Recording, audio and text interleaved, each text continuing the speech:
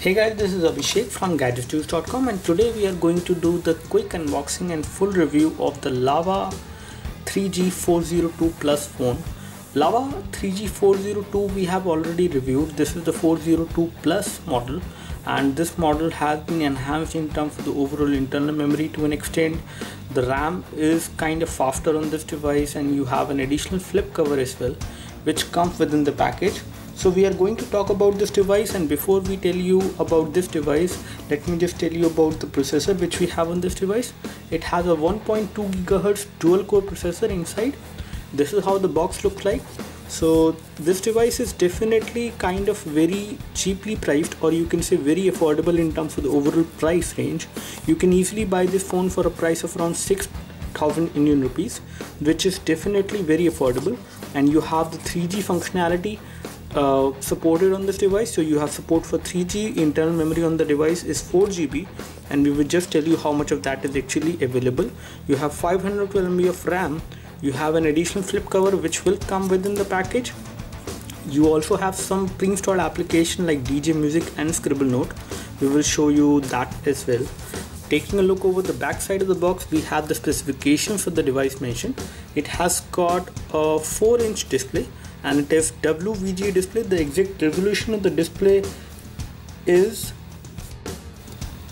418 to 800, which gives you a slightly lesser pixel density, but on this 4-inch display, this much of resolution is pretty good. That is something which we have experienced, and we will show you that as well.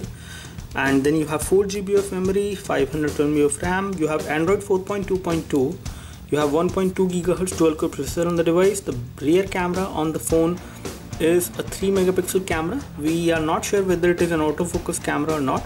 We will confirm that as well. The front camera is a VGA camera, and you have 1500 mAh battery on this device, which is fairly sufficient for this device in terms of the overall display size and the power backup, as we have experienced.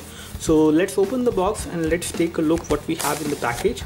So this is an unboxing which we are doing exactly for you, because I have been using this device for more than 2 weeks now. So I have already opened the package, I have removed the phone, but all the other things are there inside the package. So apart from the phone, this is how the Lava 3G 402 Plus phone looks like. It fairly looks kind of premium for this particular price at which you can easily buy it.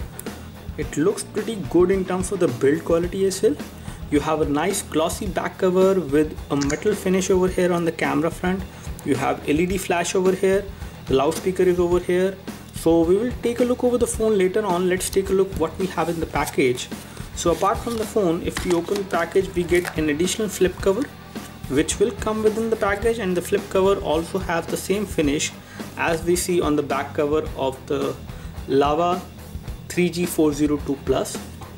So this is how the flip cover look like. This is the flip part.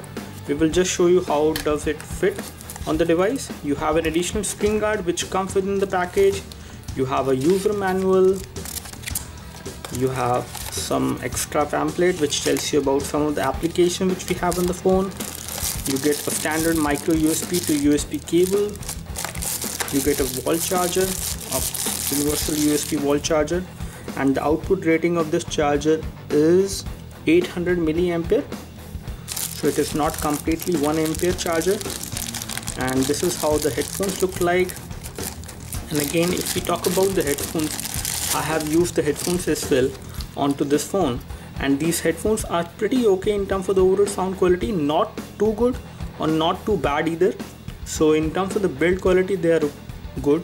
You have a module over here to pick the calls with a mic as well. And again, the overall sound quality which you will get from the earphones, the in-ear earphones which you will get within the package, these are the ones, is not too good on the bass levels, but the treble levels are kind of high. And this is how the audio lead look like, and these are all the things which you get in the package. So let's take a look over the device now. Now, as we already told you that you have a flip cover which comes within the package, let me just apply the same so that you can have a look how does it fit on the device. So in terms of the overall designing, this is perfectly designed for this phone, and it looks pretty good. It also makes this device look kind of premium in terms of the overall look and feel. You have a nice cutout for the earpiece. There is no blockage for the earpiece. However, the volume rockers gets hidden, but again you can make it fit and then you can press the volume rocker as well from here. Apart from this, there is no blockage for the power and sleep key. You have the indent over here to remove it, and the cutout for the loudspeaker and the camera is exactly the same which we see on the back cover, which is there within the package. Now taking a quick look over the Lava 3G 402 Plus, this phone definitely looks kind of premium for the price you can buy it. In terms of the build quality, it is very good. You have a nice metallic ring, a chrome finishing kind of a metal ring on the edges, which does give the phone kind of a premium look. You have metal over here on the camera part, you have metal over here as well. So in terms of the build quality and the finishing, this phone is definitely good and kind of premium. Now talking about the overall weight of the device, this device weighs around 124 gram, which is again fairly light, and again it does not feel uncomfortable to hold in one hand. It is kind of a handy phone because of these rounded edges on the back cover. However, the back cover is again glossy in nature, so you will get to see the fingerprints quite easily, but it is resistant to the scratches kind of to an extent, not completely. You will be able to get some scratches over time. So but again, the overall form factor of the phone is pretty good with a light weight of around 124 gram, and with these rounded edges on the back cover, you can easily hold the phone in one hand, and the one-handed usage of this phone is very good. There is no problem in reaching any part of the screen because it is kind of a handy phone. Now taking a look over the design of the phone, on the front at the bottom you have the touch capacitive buttons. They will light up whenever you touch them. On the top you have the nice metallic earpiece. You have the front VGA camera, and then you should have the proximity and ambient light sensor, but we are not able to locate the same on this device, and we will confirm about those later. You have a microphone over here on the edge, as you can see. At the back side you have the loudspeaker mesh. Here you have the camera module, which is a 3 megapixel camera. We are not sure whether it is a fixed focus or a autofocus camera. We will confirm that. You have LED flash over here. On the top you have the 3.5mm audio jack. Here you have the micro USB port for data syncing and charging. You have a power and sleep key over here, and on this side you have the volume rocker, and both of these buttons give you good amount of feedback. Once we remove the back cover, we can see we have the battery. The battery on the phone is 1500 mAh, and the SIM card slot is below the battery. So there are two SIM card slots. One of them will support 3G, the other one will support a GSM SIM card, a 2G SIM card. You have micro SD memory card slot over here to expand the storage of this device. Up to 64 GB of micro SD memory card can be supported on this device as far as the external storage is concerned. Now one thing which I really don't like about this device is maybe the thickness, but again you can't expect much on a budget phone like this. The thickness is kind of high on this device, but again it does not feel bad because the phone is kind of handy and you can easily hold the phone in one hand, and it is also light in terms of the weight. So here we have the lock screen. Let's unlock the phone, and once you unlock the phone you have these home screen, and we have installed a couple of applications and games as well to test the functionality of the device in terms of the graphics and other things. We will show you about those later on. So this is how the home screen looks like. You have like stock Android UI running on this device with 5 home screen which cannot be increased or decreased. So once we go into the settings, let me just go to the settings to show you other specifications of the device. Settings UI is kind of optimized to an extent with these icons, but apart from this there is no other customization which we can notice on this device. Let's take a look over the version of Android. So the version of Android running on the device is Android 4.2.2 as we told you. Then if we take a look at the storage scenario, this is going to be critical. So again, the storage which we have on this device is 4 GB on this device, out of which around 0.98 GB is available to the user, and then you have 1.59 GB is also available, and both of these storage area can be used to install applications, and this area 1.59 GB can be used for installing applications and storing picture, videos and other data as well as per the user requirement. When it comes to the default write disk, the default write disk is set to phone storage as of now. But if you use a micro SD memory card with this device, you can actually change the storage location and you can install apps on the SD card. So in that case, the storage issue will be solved for applications and games which you would like to install on the external memory card. Now one thing which I really like kind of amazing on this device is the 512 MB of RAM. The 512 MB of RAM seems not to be very sufficient on this device initially, but when I have used this device for like more than 2 weeks now, the overall RAM on this device is kind of good in terms of the overall performance. It is definitely a faster RAM as compared to the previous model which we have seen. As if now if you take a look, out of 512 MB of RAM, you have around 218 MB of RAM which is being used, and then you get around 250 MB of RAM which is free, and the phone is kind of responsive and fast enough.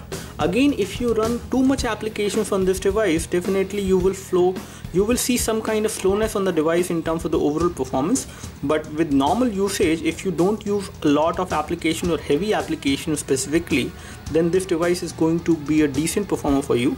As far as location access is concerned, this device also supports GPS navigation.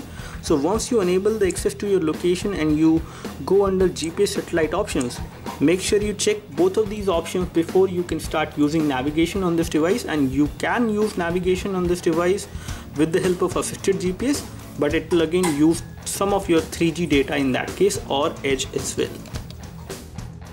Taking a look over the audio profiles, we can see all these audio profiles, but we do not basically notice any option of enhancing the overall sound from the headphones. The overall sound which we get from the in-ear headphones on this device is kind of average. It is not too good in the bass levels, but it is quite high on the trebles. Now here we have the display setting for the device, and let me just show you whether this device has automatic brightness support or not. So as we suspected, this device does not have ambient light sensor, so you do not have support for automatic brightness on this device. You will have to adjust it. When it comes to the overall visibility in the sunlight, the overall visibility of the screen in the sunlight is not that good, but again it is pretty okay. If you increase the brightness of the display, you can read the display on this device in sunlight as well. You also have the option of creating a portable Wi-Fi hotspot on this device. You have support for USB tethering, and Bluetooth tethering is also supported. Now as far as the touchscreen response is concerned, the touchscreen is pretty responsive and there is no issue while using the phone with one hand. You can easily use the phone, and the touchscreen is quite responsive. Even when you are running some applications in the background, it will be responsive and there is no issue as far as the touchscreen is concerned. Now one thing which is not too good about this device is the display panel. The display panel on the device is a TFT display. It is not an IPS display, so in terms of the overall viewing angles, the viewing angles are not too great. But again, you can see the screen from extreme viewing angles, and we will just confirm that by running a YouTube video. Now when it comes to the phone dialer does offer you the option of making a video call directly from it, and it is kind of customized in terms of the overall look and feel. The messaging application which we have on the device is again stock Android in terms of the overall look and feel. This is how the QWERTY keyboard look like. This is a virtual on-screen QWERTY keyboard which you will get on this device.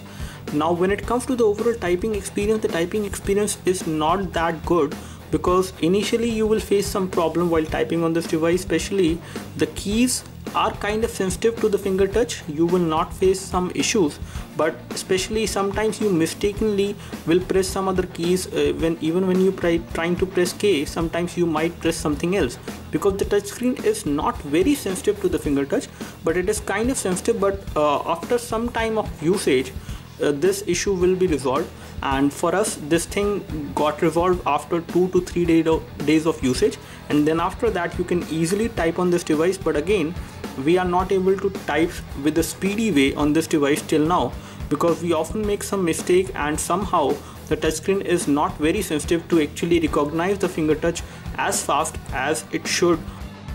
Now this is how the camera UI look like, and we have placed an iPhone as of now to take a photo of. And let's take a photo of this iPhone 5. Right now we have some kind of low light, or you can say artificial light, in an indoor room. Let's see how does this photo come out to be when we take a photo from this device. We have taken some shots in daylight from this device. They were kind of decent, but when it comes to the low light shots or shots in which you have artificial light, the photos did not came pretty good in terms of the clarity. As you can see, if you take a look over this particular photo, the overall details which you will get on the photo is not that good. And again, in terms of the overall brightness levels, I would say it is pretty okay, not great either. The overall color reproduction is not good either. That is something which we can notice. So in terms of the camera performance, don't expect much from the 3 megapixel camera. and let me just check whether it has autofocus or not. So it does not have autofocus or tap to focus. That is something which we can say. It seems to be a fixed focus camera, although you have support for panorama mode, you have support for smile shot, and HDR mode definitely is not supported. If we take a look over the video settings, this is how the photo settings looks like. You have support for continuous shooting mode as well. In the normal mode you have support for that as well. Let me just show you the okay, you have support for continuous shooting mode. Up to 99 shots maximum can be taken. And then you have the video quality. We will also confirm you about the video quality from this device. However, you cannot record high definition video from the back camera or from the front camera. Let me just show you the view from the front camera as of now. So the overall view which is coming out from the front camera is pretty okay. Again, it is not too good in terms of the details, but in terms of the colors it is okay. The video feed will be kind of hazy if you shake the device much, but if you hold the device in the right fixed focus way, the overall video quality which you will get from the front camera is going to be decent, if not too good. Now here we have the stock browser which comes pre-installed on this device, and we have just opened the website, our website basically, and as you can see there is no problem as far as browsing is concerned. Kinetic scrolling is pretty smooth. You do have pinch to zoom as well, and the text is also looking pretty good, crisp and clear on this display. You do have double tap to zoom supported, panning is also supported, so there is no issue with the panning or any other browser related feature. You can also play YouTube videos within the web page. You can have a tab browsing experience as well into this browser, and you can also browse in private mode in case you don't want to record the history on the phone. So now as you can see, we are playing a YouTube video from our channel, and the video is not getting played in full screen. You can see the black bars on the top and the bottom. This is how the overall loudness of the sound will come out to be from this device, and it is set to maximum loudness.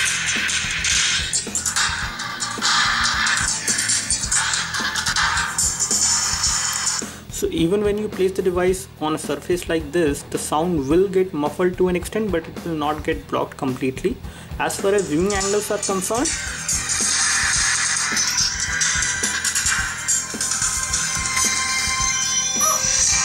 so viewing angles are not that great on this device as far as the display is concerned.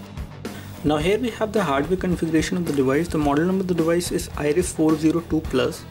We have an ARM V7 processor clocked at 1 GHz, and it is a dual core processor. As you can see, the model number is MediaTek 6572 as far as the chipset is concerned. If we take a look over the display, we have 418 to 800. We have Mali 400 MP as the GPU on this device, and then we have 3-axis accelerometer sensor, proximity sensor is there on the device. You have light sensor, orientation sensor is also there, and you also have magnetic field sensor on this device, which is definitely a good thing. Now we have ran the quadrant standard on this device, and the score we have got is 32101. As you can see, I don't know whether you can read it or not, and this is where it ranks when it comes to comparing it with other devices. We have the detailed score for this device as well, which you can read. I don't know. So the CPU is 6790, the memory is 2547, input output operation is 4359, 2D is 463, and 3D is 1847.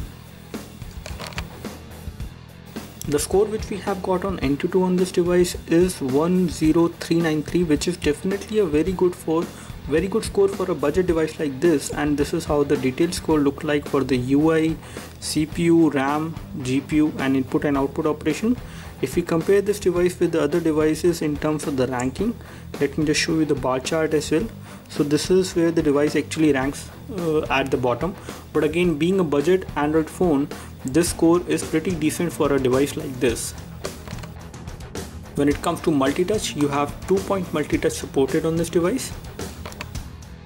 The score on the Nenamark which we have got is 40.4 FPS, which is again kind of impressive for a device like this, and this device can handle the graphic intensive games to an extent, like Frontline Commando D-Day can be run on this device. When it comes to heavy graphic intensive games, you can also run those games as well, like Modern Combat 4 and Nova 3, provided you can install those games on the SD card, and that is supported on this device. When it comes to casual games, Temple Run OZ, Subway Surfer will run fine on this device, and let me just show you the same.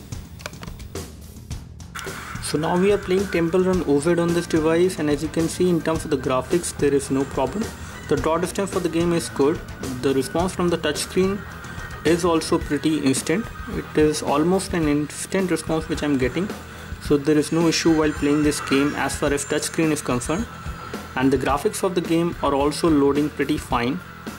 When it comes to the sensor on the device are also working well, as you can see. Now we are playing Frontline Commando D-Day, and let's see how does this game actually perform on this device. So as far as the touchscreen is concerned, you can access all the controls and there is no issue as far as playing this game till now. However, the overall response from the touchscreen is not very fluid, but it is pretty okay for playing this game. And there is not much of an issue while playing this game on this device. The graphics are also looking pretty good, so there is no issue with that as well. Till now we did not face much issues. You can access the controls, and let me just try to access it. Okay, so there might be some little issue with the touchscreen sometimes, but still you can play this game on this device fairly well. Now as far as OTG support is concerned, you do not have OTG supported on this device, and even when you try to connect a flash drive like this with an OTG cable, the device will be turned off and it might not turn on, and this is something which is happening to this specific unit. We are not sure whether this will happen to every device, but whenever we try connecting a flash drive like this, the device does just go dead. So in that case, in order to basically start the device again, you will need to remove the battery, put it back again, and once you put the battery back and you start the device, it will get started, and this is how you can reboot it. As far as the overall battery backup which you will get from this device, you can easily get 1 day of battery backup on this device with moderate usage. If you are the user who play a lot of games and you watch a lot of videos, then it will not give you around 1 day of battery backup. In all, this is a pretty decent phone when it comes to the battery backup. You can get 1 day of battery backup with moderate usage, which includes more of application usage and less of gaming and less of video watching as well. That's all from us as far as the full hands-on review of the Lava 3G 402 Plus phone. We really like this device. As far as the overall value for money, this device is definitely a very good value for money. You get a very good build quality on this device, and when it comes to the overall form factor, the device is pretty handy. You can easily hold it in one hand. One-handed usage is also pretty good. The overall display is also pretty good, but again not too great because it is a TFT display, so the viewing angles get affected. When you view the screen from extreme angles, you will see the fading of colors. Apart from this, the camera is again kind of average, but again on this price you cannot expect much out of it as far as the device is concerned. But in terms of the functionality and the usage, this device is fairly responsive. The touchscreen is pretty sensitive. There is no issue with the touchscreen, and the device UI is stock Android, so it is kind of snappy, and with 512 MB of RAM it is pretty fast as well. With moderate usage, again if you use a lot more application, it will be slower. And when it comes to the overall camera performance, you cannot expect much. The device memory is 4 GB internal, which is again a good thing at this price point, and you have the option of installing applications from the SD card as well in case the internal memory is finished once you start using the device. So in all, we would like to give a thumbs up to this device. Do let us know if you have any specific question for this device. We would love to help you. You can like this video if this video helped you by clicking the like button below.